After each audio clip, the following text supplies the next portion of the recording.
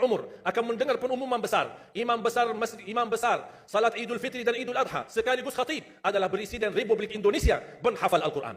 Itu yang saya yakini dan saya tidak pernah merasa lelah dan saya selalu berkata sama istri kalau saya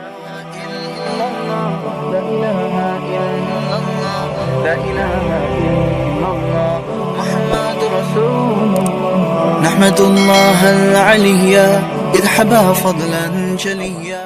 Saya memiliki harapan yang sangat tinggi.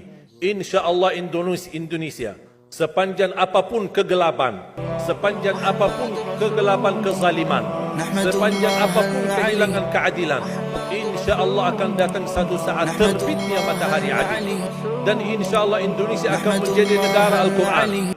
Saya bisa meyakinkan gitu karena saya telah merasakan bagaimana di Turki.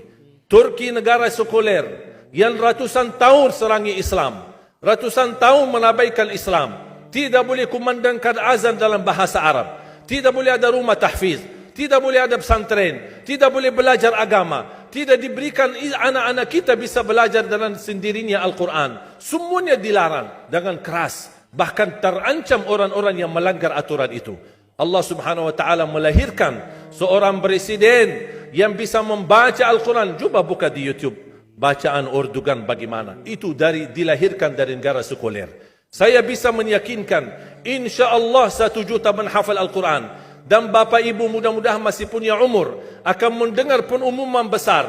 Imam besar salat Idul Fitri dan Idul Adha sekaligus khatib adalah Presiden Republik Indonesia penghafal Al-Quran.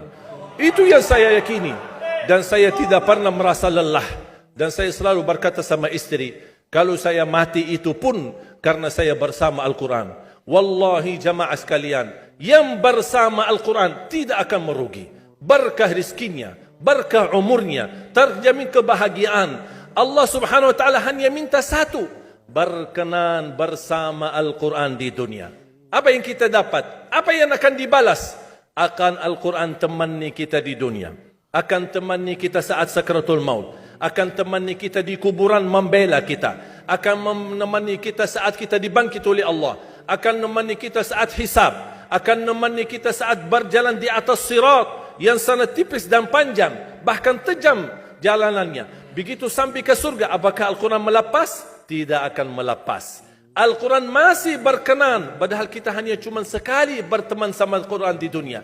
Dia begitu luar biasa panjangnya bertemanan sama kita sampai ke surga. Bahkan akan temani kita masuk surga. Sebagaimana bersabda Rasulullah SAW, yuqalu liqari'il Quran, ahlul Quran di dunia yang kesibukannya baca, kesibukannya hafal, tidak membuangkan waktu sia-sia, selalu bersama Al-Quran. Allah suruh dia, bacalah dalam surgamu, naik derajatmu. Baca, naik lagi. Tambah lagi baca, naik lagi. Sampai di posisi mana pun anda berhenti baca, disitulah posisimu di dalam surga. Bagaimana kata Siti Aisyah di riwayat Imam Muslim, jumlah tingkatan-tingkatan dalam surga Allah sesuai jumlah ayat Al-Quran.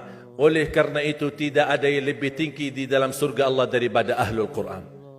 Cukuplah bahagia Ahlul Quran ketika di hari kiamat dipanggil. Semua manusia dibangkitkan oleh Allah. Malaikat memberikan pengumuman, mana Ahlul Quran? Berdiri, rapat, berdekatan. Mereka maju. Mau bawa kami ke mana? Kalian terpilih menjadi orang yang terdekat sama Allah. Karena Ahlul Quran adalah keluarga Allah Subhanahu wa ta'ala. Bukan hanya kita sendiri yang mendapatkan anugerahnya dan manfaatnya.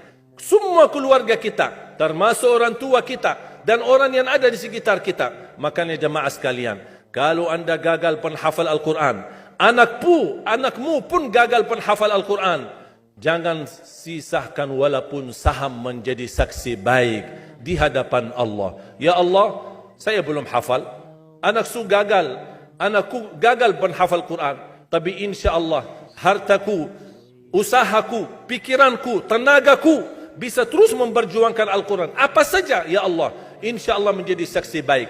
Dan nanti di hari kiamat, InsyaAllah kita bersama Ahlul Quran mendapatkan syafaatnya Al-Quran di hari kiamat.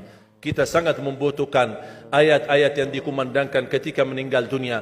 InsyaAllah setiap satu huruf akan disalurkan 10 kebaikan. Mudah-mudahan semua yang hadir diberikan kemuliaan dan keanugerah dari Allah menjadi ahlul Quran, penghafal Al-Quran, penghayati Al-Quran, para pencinta Al-Quran, berakhlak-akhlakul Quran.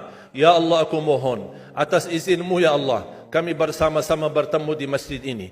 Berilah kepada kami kemuliaan bersama-sama bersama ahlul Quran di dalam surga-Mu ya Allah, ya Dzal Jalal wal Ikram, ya Arhamar Rahimin, ya Arhamar Rahimin. Anugerahlah kepada kami anak dan keturunan penghafal Al-Quran, anak dan cucu penghafal Al-Quran yang mampu menjaga nama baik keluarga kami, yang mampu membanggakan kami di hadapan-Mu hari kiamat, yang mampu menhadiahkan mahkota untuk kedua orang tua kami.